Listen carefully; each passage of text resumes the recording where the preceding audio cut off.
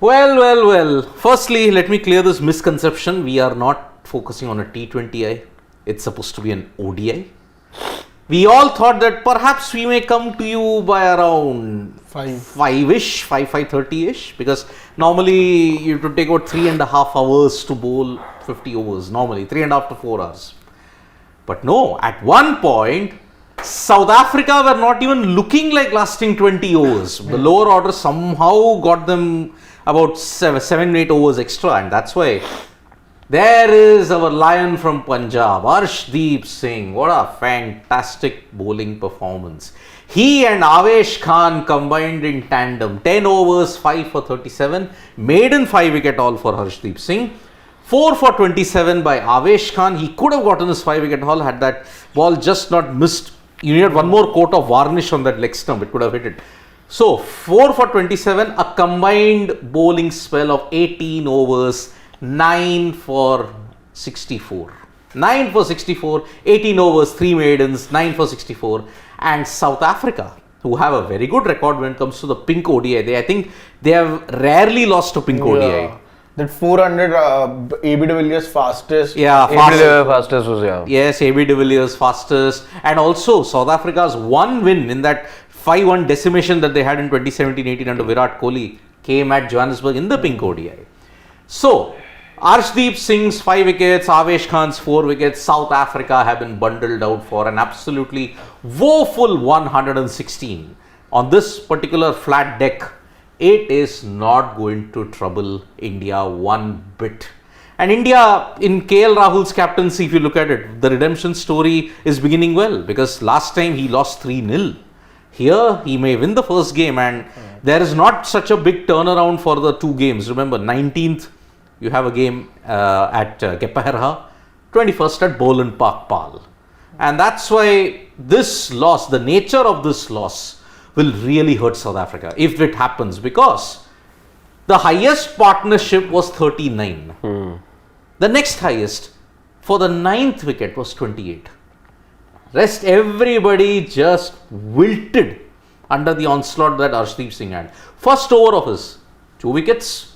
From then on, he did not look back. This is the Arshdeep that India were wanting. Some news coming in about Ishan Kishan. Ishan Kishan has requested the BCCI to be released from the upcoming Test series against South Africa, citing personal reasons. He has subsequently been withdrawn from the Test squad. So that's the update coming in right now. Okay, so that is a major, yes. That is a big thing. So you're getting it from the BCCI? Yeah. The BCCI have tweeted? It was sent in an email. Oh, okay. So KS Bharat has been named as the replacement. So KS Bharat, who the team didn't had moved past after the Border Gavaskar Trophy, those 4 matches that he played here in India. Then of course you had that Test series in the West Indies where Ishan Kishan made his Test debut. KS Bharat wasn't included in the playing 11. Now you see KS Bharat back in the scheme of things. You thought you'd move past KS Bharat, but now it seems that that there is some luck, let's say, that KS Bharat has over, or maybe like a last show of his, one can say, in terms of really setting a benchmark of sorts or making a mark, because otherwise we know Ishan Kishan has been chosen by the team going forward as part of the future plans. So we hope everything is all right with Ishan Kishan. This is the second player who has been withdrawn due to personal reasons in the ongoing tour of South Africa. Remember, Deepak Chahar was withdrawn from the ODI series because of the situation in his family. We hope his father makes a swift recovery. But on the other hand, Ishan Kishan, just when you thought, he had started his Test career well with an attacking 50 against the West Indies. Now you are kind of looking beyond KL Rahul in the Test scenario, but he's there in the Test squad. He's definitely going to start. I don't think this is going to change India's 11 in that way. It's just a backup. It's just the backup that has changed. Yeah. Ishan will not be there. KS Bharat is the backup, and that is why you're going to see your entire full strength team for the Test matches. Remember, whatever be it said, the ODIs or the T20Is, the main focus for India is to win the Test series in South Africa. Yeah. Remember, one Test if you're gone, That's it. You don't win the series. And that's why India will be looking to go all out.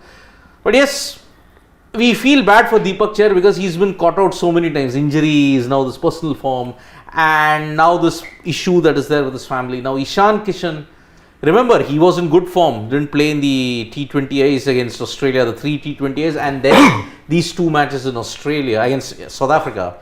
Now to miss the test matches, that's a big blow indeed. So let's hope that Ishan Kishan is fine, because we need Ishan Kishan going forward. He will be one of the few guys who will form the nucleus of the core that the Indian cricket team is trying to build, the new core.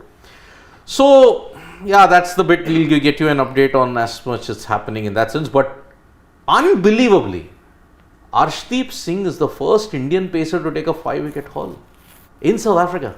Okay. We often talk about the 6th bowling option, but today we didn't even need a 5th bowling option, especially with the kind of bowling Arshdeep did. Very impressive. And that's the problem with Arshdeep, that at times he looks excellent with the ball, at times he looks very wayward at times. And this is what I think Arshdeep needs to work on. He's a bit raw right now, but more and more he plays, he'll get better and better. Today he was exceptional, 5 wickets for him first time.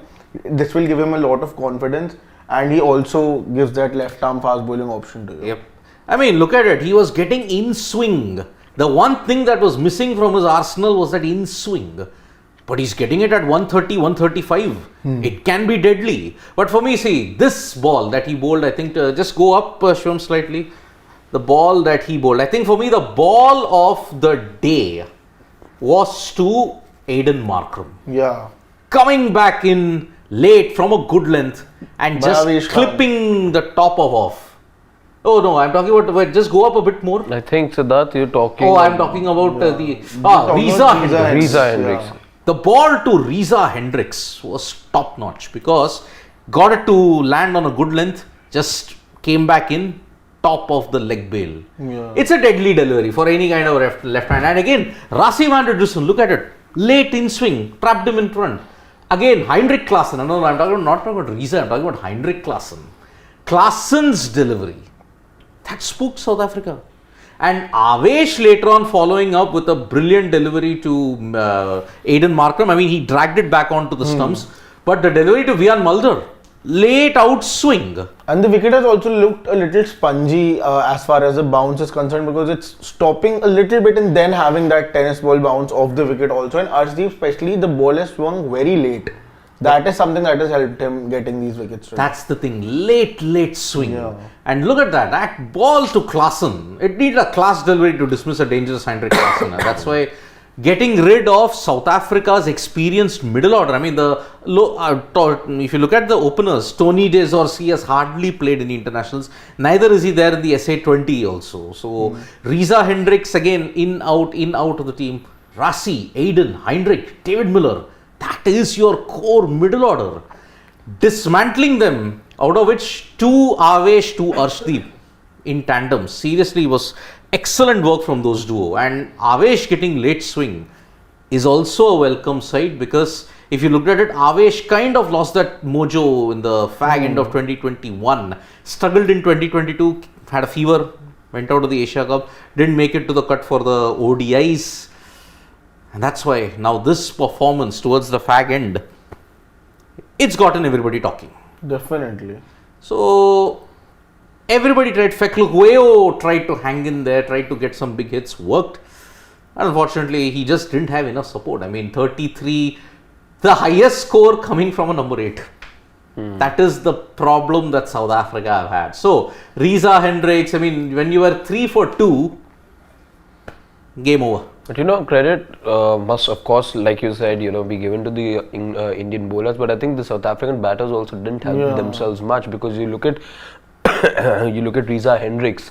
He was looking unsettled, and you knew that the fact that he chopped on you sort of knew that he was again not helping himself much and he was struggling. So you just needed like half a good delivery to get rid of Reza Hendricks over there.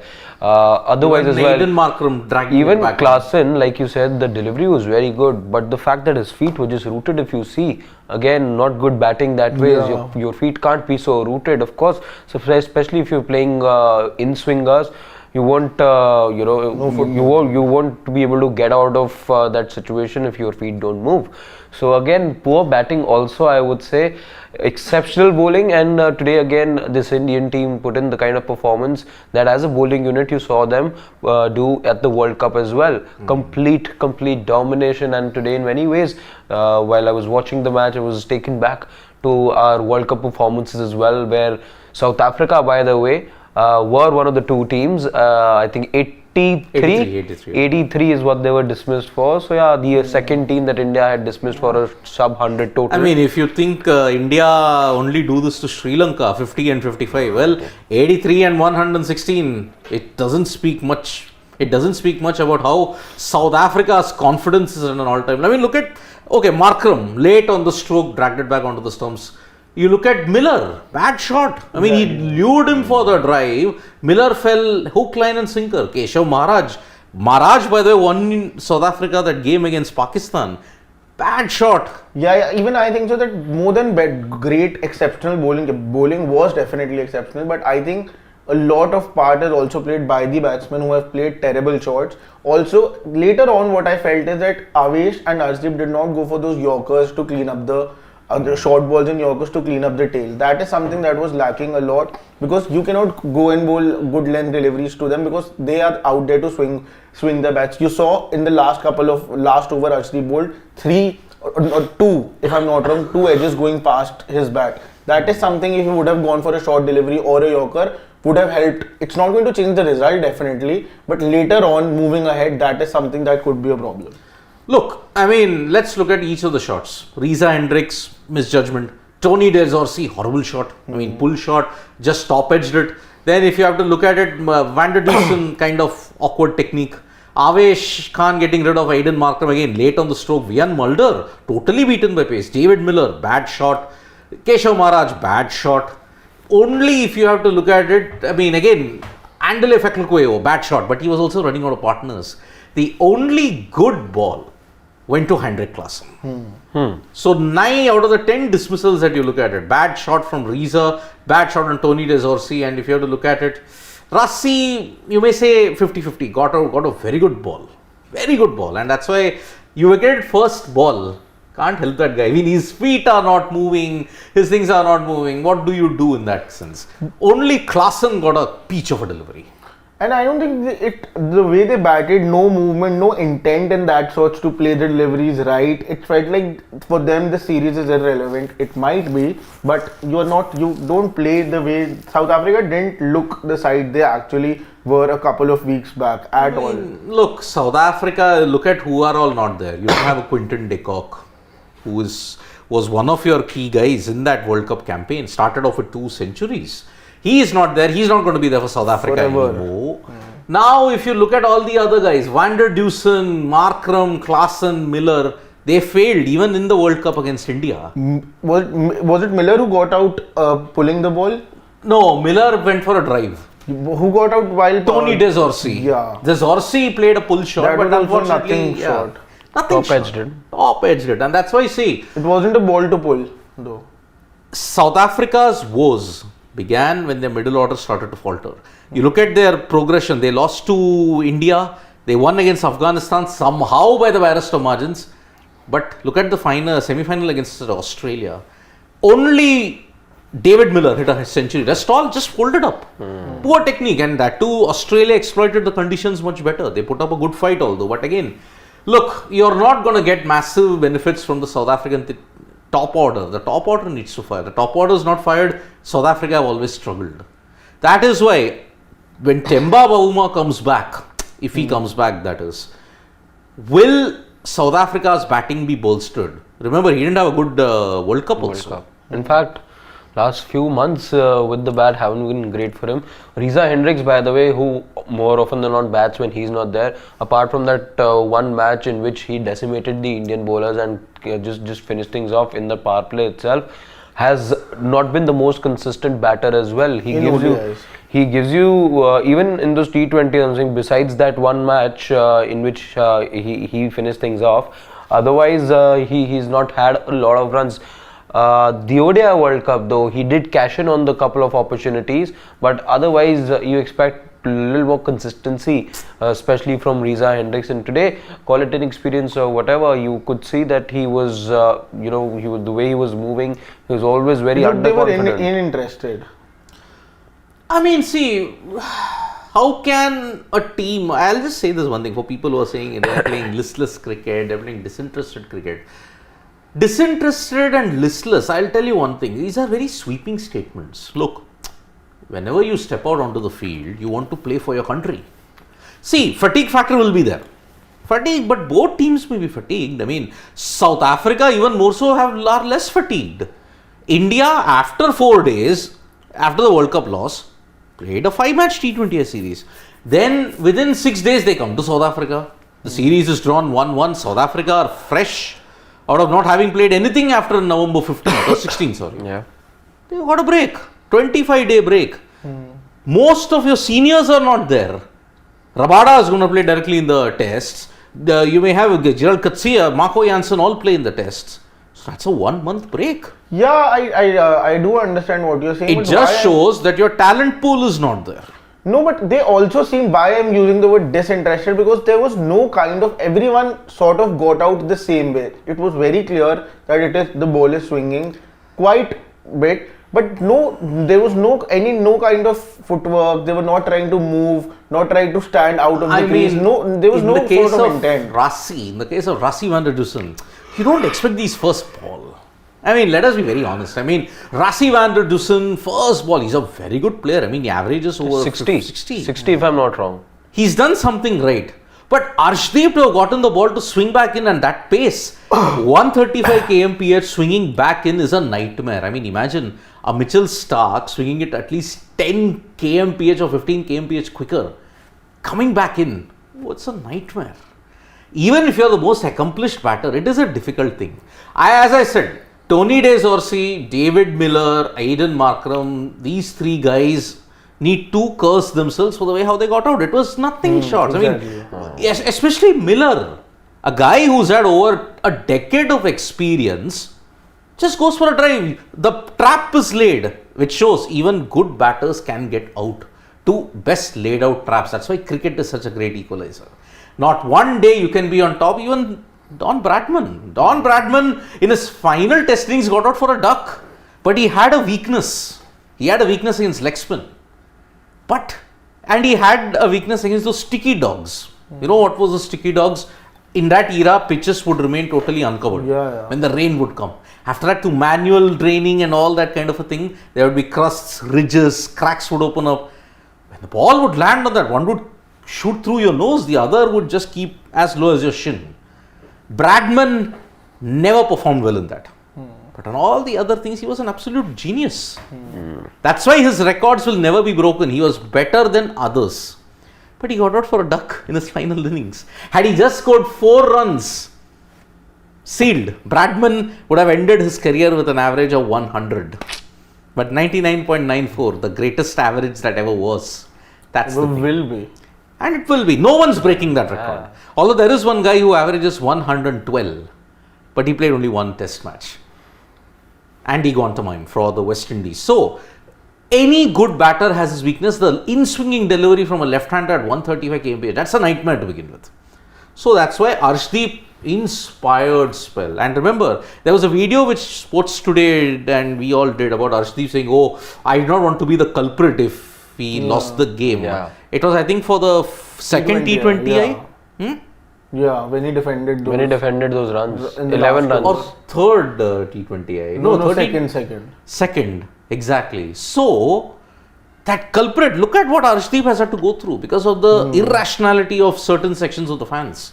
After he dropped that catch in the Asia Cup match against Pakistan, if I'm not mistaken, he almost defended 7 runs against 2 opponents. No one's giving him credit for that. Exactly. And that took a blow on his confidence, by the That's way. exactly what I'm trying to tell you, is that he's very raw as of now. The more and more he plays, the way the team nurtures him from here is going to be the key. But you can see the X factor in him for sure.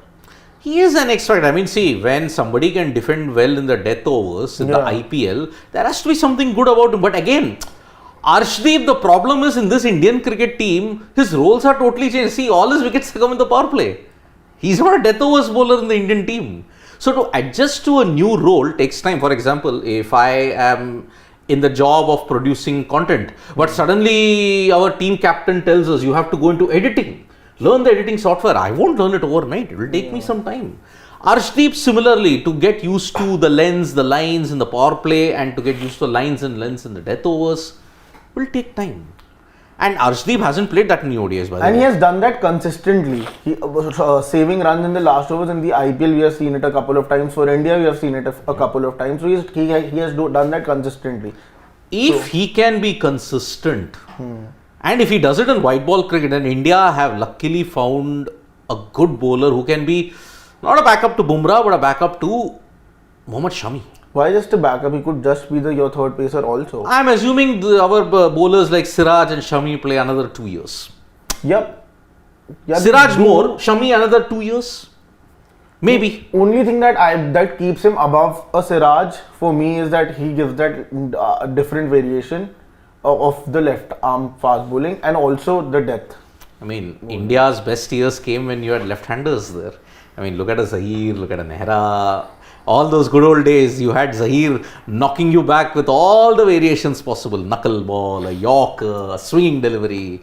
He was the complete package. Come covering the ball like that. Yes, and out of all that, so many people have gotten inspiration from. Shardul Thakur does it. All have, and is it any coincidence? Mumbai, Zahir Khan, Shardul Thakur, the tricks of the trade were passed on to them. Na? And Zach, as he got older, he became better. Yeah. Zahir, as he got older, became an absolute match winner. SG ball, Duke ball, Kookaburra, he was the master in everything. Could reverse swing it, could conventional swing it, hit the good lens. That's why you need a left-hander. Yeah. And as I mentioned, the left-hander makes a difference. Why do you think all the teams like Australia and all, they do well? They have a New left-hander. Zealand. New Zealand, they have a left-hander. Pakistan has it. Pakistan, please, I am not going to get into Pakistan because they continue to stumble to so many lows that one wonders where is rock bottom for them. I mean, today their performance is shameful. Is everything okay there? Yes. I think they're coming out to bat. Yeah. Really excited to see Sai Sudharsan. Yes, Sai Sudharsan will be the key. I mean, remember, all the efforts he's put in for Tamil Nadu and for, you may say, for the Gujarat Titans in the IPL is finally coming to fruition today. It'll be very interesting to see how Sai Sudharsan goes from here. Because look, your T20 team, if not now, will go for a total overhaul in 2024. Yeah, and he could be one name there. He could be one name there. And see, all the guys who are here, you're auditioning even for the T20 World Cup. I mean, we are mixing up formats. It's a bad thing. But somewhere down the line, these guys will be there. And some IPL stars, say for example, even Avesh. Avesh is an IPL star. Although he did well in the Ranji Trophy last year, he got 7 wickets against Hyderabad, broke Hanuma Vihari's wrist.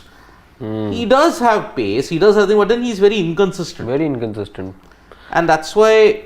But Avesh, I think yesterday, good outing for him, but I think in the series as well, I think the surfaces in South Africa are going to suit somebody like an Avesh, who relies much more, off the deck, you're trying to bowl him, Siraj. Let's say these are the kind of bowlers who would really enjoy the conditions over here. Exactly. So, good conditions, I would say, for somebody like an Avesh who's been out of sorts, let's be very honest. He's been very wayward. Last year's IPL as well, not the most, ideal one for him. So again, he's got a point to prove because he's fallen off the pecking order. He's no longer in the conversation. Yep. So for him to be relevant, he needs a very good series. He needs, in these 3 matches, he should be eyeing about 10 wickets at least. It can be done. The conditions at Gepaherha and at Bolan Park Pal do suit his style of bowling, by the way, because it's hit the deck. It's a hard ground, and although it's a flat ground, the hard lengths will ensure that he does pretty well there. And the bounce. Yeah. You get that spongy bounce that Shashwat was talking about earlier. Exactly. You're going to see that happen in the other two matches as well. So, Any chance you're going to give to the burgers and the sandwiches? no way, no way. They are not making it. And look, in 2024, the first resolution that I'm making is I am stopping score predictions. Don't ask me for score predictions anymore. In 2024, I am not going to predict any scores because I had predicted 260. You had predicted? 280. 280. Look at the score. 116. As a New Year resolution, that's the only resolution, I am not going to predict scores in 2024. Period. But I think you're winning this by at least 9 wickets. At least. I would want Sai Sudharsan to get a big score. Yeah, that's what I'm saying. I think 10 wickets will win it, but Hope just so. to be on the safer Hope side. so. But again, see, look, all my friends from all over the globe, they are messaging me like, why can't we rewind the clock and go back to 19 where they put in such a kind of performance? I'm saying, boss, the sun has, many suns have already risen. Get over it. Move on. 2023 is about to end in the next 14 days. Look forward to 2024. Hopefully, every year you have got a ICC event. Somewhere, some way, the jinx has to end. But it's the only question of when it will end. And I think pretty soon it could end. Maybe at best Champions Trophy 2025. So you're not giving India a chance in 2024? I have said India will catch up with the rest of the world in T20s during the 2024 T20 World Cup. If your IPL is not laid as the benchmark and certain seniors come back in, then I'm sorry, I'm not giving them a chance. I'm not at all giving them a chance, but I know IPL and all the machinations, it will happen. It should happen. Anyhow, the Indian Yep, batter. the Indian team is out. Let's see how quickly and clinically they can finish it off, and we'll be back for the match end then. From me, Harshit and Shashwat, it's bye-bye. We'll see you. Lots more content coming up, including India are on top of the world in the World Test Championship cycle at this point in time. Do check that video, which is coming out soon. Bye-bye.